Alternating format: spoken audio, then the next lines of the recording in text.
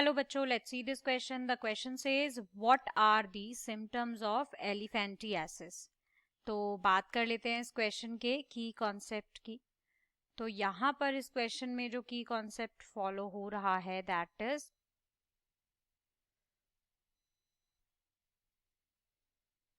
diseases and their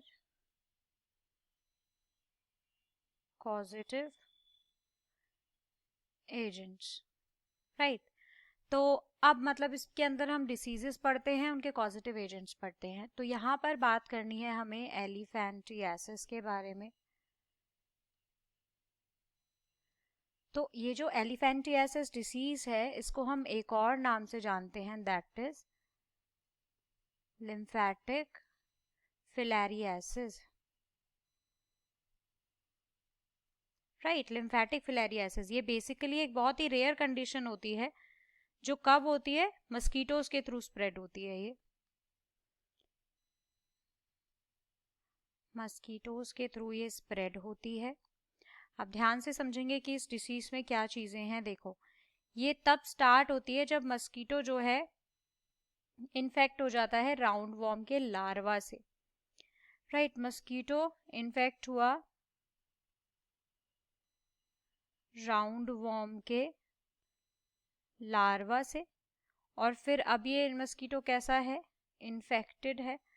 अगर अब ये इन्फेक्टेड मस्कीटो किसी पर्सन को बाइट कर ले तब ये इस डिसीज से उस इंसान को इफेक्ट करा सकता है, सफ़र करा सकता है. ये छोटा सा लार्वा जो है ये ब्लड स्ट्रीम में हमारी सरवाइव करेगा और ग्रो करेगा.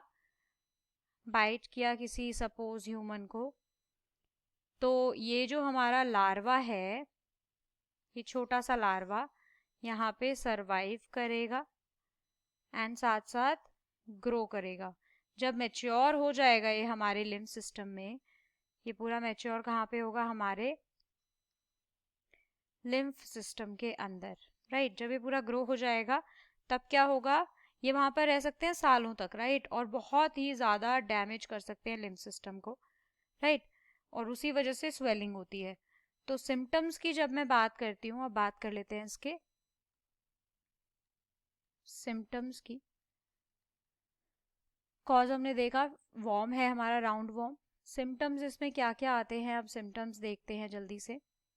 तो सिम्टम्स में स्वेलिंग होती है, एक तो एलिफेंट की तरह एक हमारा फुट सूज जाता है बहुत ज़्यादा, कोई भी बॉडी पार्ट हो सकता है.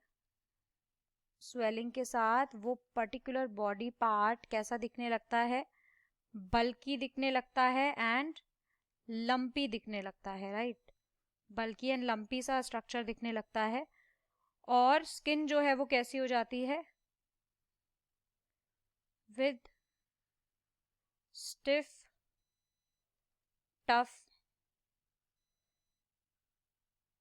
स्किन. राइट, तो स्किन टफ और स्टिफ हो जाती है, और जो स्वॉलन एरिया है उसमें पेन होता है. This is the symptom.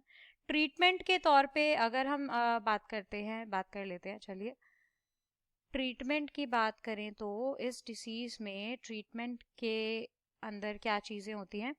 देखो, मेडिसिन्स होती हैं कुछ जो एलिफेंटियासिस को ट्रीट करती हैं, मेडिसिन्स होती हैं.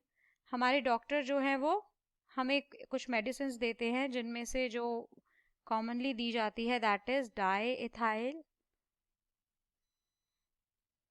कार्बामाजीन.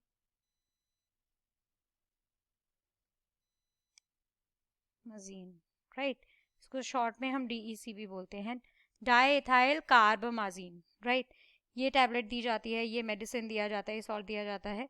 ये उस माइक्रोस्कोपिक वॉर्म को ब्लड स्ट्रीम में ही किल कर देती है.